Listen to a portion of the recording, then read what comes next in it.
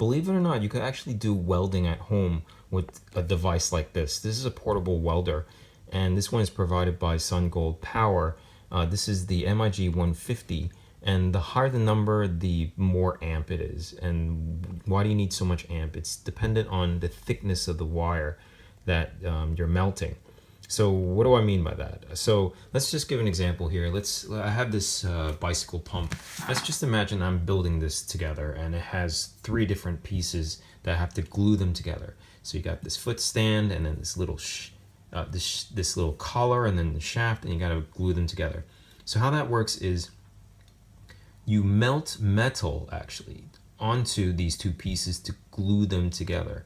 And how you obviously need high temperatures, and how that is done with this is with electricity. And what happens if you put a positive and negative ends together of a battery, or if you do that with, God forbid, electrical plug, right? Sparks will fly. So this is the negative bit, right? It's hooked onto this thing, so it feeds out the negative where the electrons are trying to get through.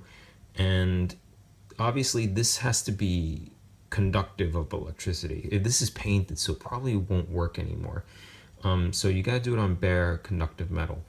And then you have this little trigger here, which you use to turn on, and this is the very tip. You see it's copper because it wants to conduct electricity, and the metal wire will come out. And this is the wire that you'll use to melt onto this. So the moment it touches, the metal wire touches that electric, touches the metal plate, electrons will run through it and create tremendous amount of heat. And this is where it starts welding. So, and that's how it works. And so you don't need gas or anything like that, and it's very accurate. It also comes with different tip sizes. These are not spares, but just different hole sizes for different wires. So you can see it's very thin. So it's very controlled. It's very definitely for hobbyists, and it's not for like really thick welds like you would put a bicycle frame together. But small things, small little gadgets, small little sculptures, metal sculptures.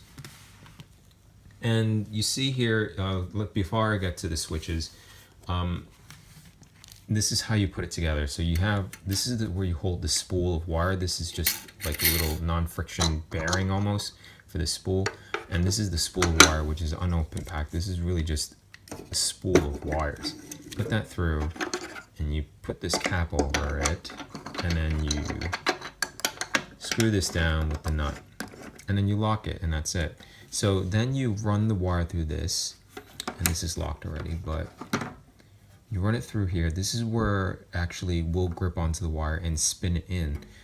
And so this has grooves to guide it, and there's a thicker and a thinner one for different wires thicknesses. So if I had a thinner wire, I would flip it over and put it in like this. That's it, and then I lock it.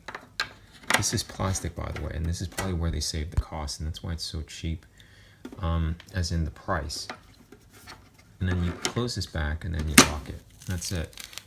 Once you press the trigger, it turns on, it will spin this, and it will run the wire through. And what you have here, it will actually lock automatically, and you can pick this up afterwards.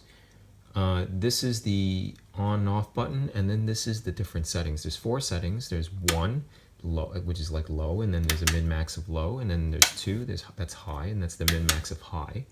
And that's 4 different power settings for 4 different thicknesses of wire.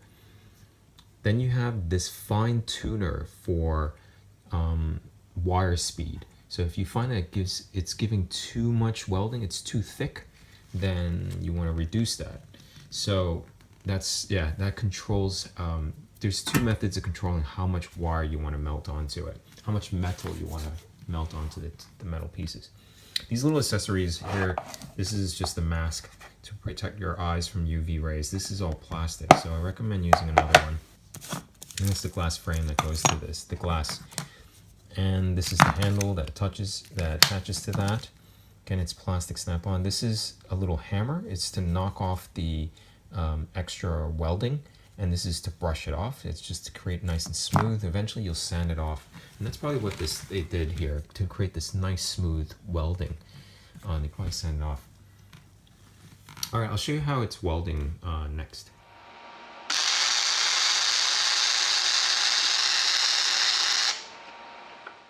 And the reason why we need to hammer it out, because welding does shrink and it will warp the two plates if you don't knock off the extra weld.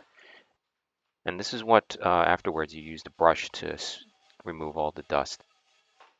And this is the quality of the weld.